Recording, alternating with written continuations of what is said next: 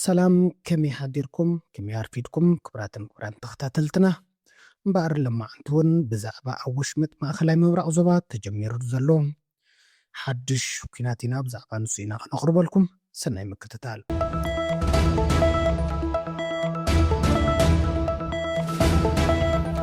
إيران أب تاريخ أب حدا معالتي قبل علي سعود عرب حورات إمارات عرب كيت يوردانس بحرين قطارن متقعتي زفت فلما يتهاجر كينا الله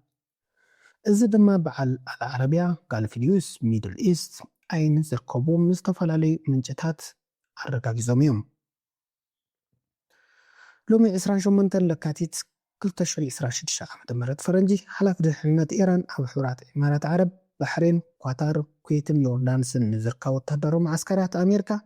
ብምሳይላት መጥቃዕቲ ከም ዘካየደ ገሊፁ እዚ ድማ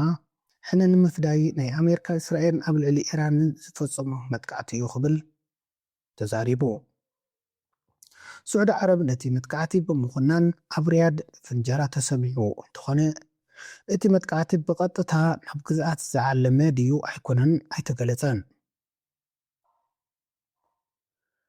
إيران أب حدا معلتي أب لعلي شد شهاجرات متقعتي فالنيوع نتحجزو اللوطري مع خلاي مبرع فوليز كوبرو حدا عبي نتبلو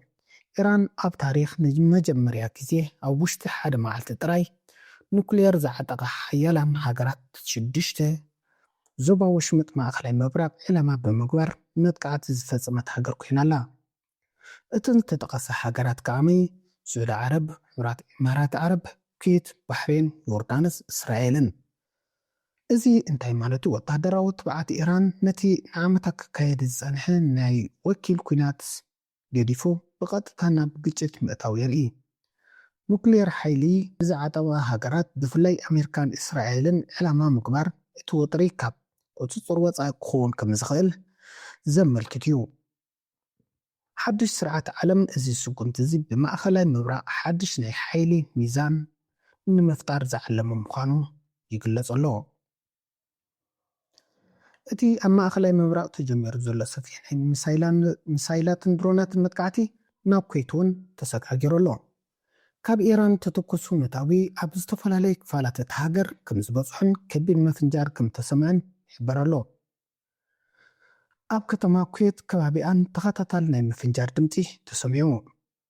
ካብ ኢራን ተበገሱ ባላስቲክ ሚሳይላትን ድሮናትን ናብ ስትራቴጂካዊት ቦታታት ዕላማ ከም ዝገበሩ ይግለጽ ኣሎ ስርዓት ምክልኻል ኣየር ኩዌት ነቶም ዝመፁ ዘለዉ መጥቃዕትታት ንምምካት ኣብ ቃልሲ ይርከቡ ኢራን ኣብ ልዕሊ እስራኤል ኢማራት ቀጠር ባሕሬን ከምኡውን ሕጂ ኣብ ልዕሊ ኩዌት ዝፈነወቶ መጥቃዕቲ ነቲ ዞባ ናብ ሙሉእ ናይ ኩናት ዞባ ቀይርዎ ይርከብ ኣገደስቲ ከተማታት ኢራን እውን ብሰፊሑ ተደብዲበን ኣለዋ ኢራን ዝተወሰነ ሰዓት ጸኒሓ ድማ ደብዳብ ሚሳይላትን ድሮናትን ጀሚራቶ ምዃኑ ዝፍለጥ ልዕሊ 50 ላዕለዎት መራሕቲ ሰበስልጣናት ኢራን ተቐንፂሎም ሓዲሮም ምስ ላዕለዋይ መራሒ ኢራን ኣያቶላ ዓሊ ኻሜኒ ብመጥቃዕቲ ኣሜሪካን እስራኤልን ዝተቐተሉ ንስድራ ኣያቶላ ኻሜኒ ሓዊሱ ዝተፈላለዩ ወታደራዊ ሲቪል መራሕትን ኢራን ብሰፊሑ ተቐንፂሎም ሓዲሮም ዓሊ ኻሜኒ ላዕለዋይ ኣማኻሪ ኣያቶላ ዓሊ ኻሜኒን ነበር ሓላፊ ሃገራዊ ቤት ምኽሪ ጸጥታን ኢራን ዓዚዝ ናስር ዛዲህ ሚኒስትር ምክልኻል ኢራንን ነበር ኣዛዝ ሓይሊ ኣየርን መሐመድ ፓክፑር ኣዛዝ ሓይሊ ምድሪ ሓይሊ ሰራዊት ሓለዋ ሓይልታት እስላማዊ ወያኔ ARGC መሐመድ ሺራዚ ኣያቶላ ዓሊ ኻሜኒ መራሒ ካብ ዝኾኑ ግዜ ጀሚሩ ሓላፊ ወታደራዊ ቤት ጽሕፈት እቶም መራሒ ዝነበሩ صالح عسادي حلفي سليا وتهدراو حصص مأخلاي إيران حسين جبل عمليا نيوكلير ساينتست حلفي نمرمر أصغر نيوكلير كتاتل تكال SPND رزا مزافاري نيا نيوكلير ساينتست نبر حلفي SPND زنبرن أم مسرح أصغر نيوكلير عبي كدس نبرن كالوت شعات إيرانويان لعلوت ساينتست نيوكلير سدر آياتولا علي خامني قالم سبعيم قالم سويت ودومن حدا ودومن ካልእትን ዝተፈላለዩ ላዕለዎት ሰበስልጣን ኢራን ኣብ ሓደ ለይቲ ተቐንፂኖም ሓዲሮም ብተወሳኹን ቀዳማይ ሚኒስተር እስራኤል ቤንጃሚን ኔታንያሁ ኣብ ዘውፅኦ መግለፂ ኣያቶላህ ካሚነይ ብናይ እስራኤል ኣሜሪካን መጥቃዕቲ ነፈርቲ ከም ዝተቐተለ ዘርኢ ብዙሕ ምልክታት ከም ዘለና ኢሉ ሓቢሩ ነይሩ። እስራኤል ኣብ ልዕሊ ስትራቴጂካዊ ትካላት ኢራን ጀምሮ ሰፊሕ ዘለዎ ናይ ኣየር መጥቃዕቲ ስዒቡ ላዕለዋይ ወተሃደራዊ መሪሕን ኣዛዚ ሰራዊት ኢራንን ዝኾኑ ኣሚር ሓታሚ ከም ዝተቐተሉ ዝሕብሩ ጸብጻባት ሰፊሕ ይወፁ ኣለዉ። ከምቲ ሓበሬታ ዝሕብሮ እቶም ኣዛዚ ተቐትሉ እስራኤል ኣብ ቴህራን ኣብ ዝርከቡ ወተሃደራዊ መረዳእታ ማእኸላይ ኣብ ዝፈጸመቶ ብርቱዕ ናይ ኣየር መጥቃዕቲ እዩ ተቐንፂሉ ዝብልዎ ዘለዉ። ኣሚር ሓታሚ ናይ ኢራን ቀንዲ ቀማሪ ስትራቴጂን ልዑል ተሰማዕነት ዘለዎ መራሕን ብምንባሮም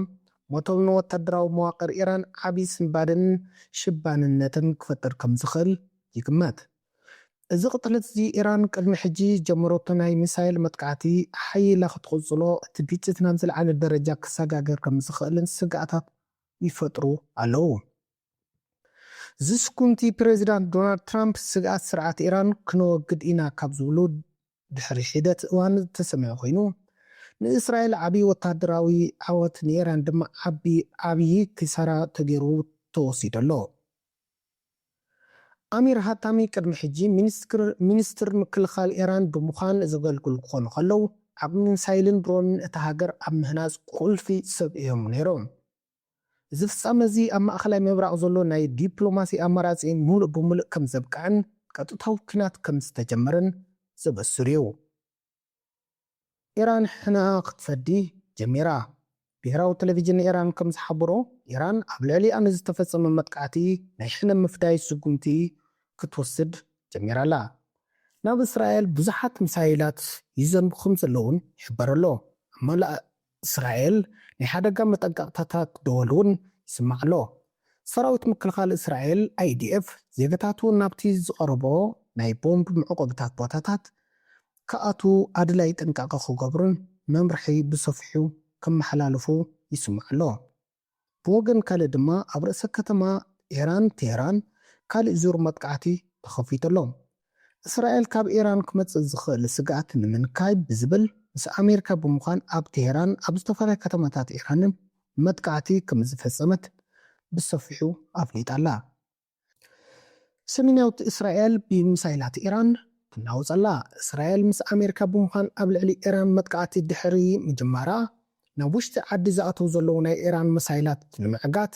ኣብ ዝግበር ዘሎ ፈተነ ሰሜናዊት እስራኤል ብሚሳይላት ኢራን ትናወፅ ኣላ። ሰራዊት እስራኤል ነቲ ብምክንያት መጥቃዕቲ ኢራን ዝተወልዐ ሓዊ ንምጥፋእን ናይ ኣየር ምክልኻል ስርዓትን ብምጥቃም ይከላኸል ኣሎ። እምበኣርከስ ክብራትን ተኸታተልትና ዘዳለናዮም ሓደሽቲ ሓበሬታታት እዚኣቶም ይመስሉ ነይሮም። ዝበለፀ ሓደሽቲ ምዕባለታት እንተለውን ከምዚ ጌርና ክነቕርበልኩም ኢና። ሰሰናዩ በዚ ክንፍለየኩም።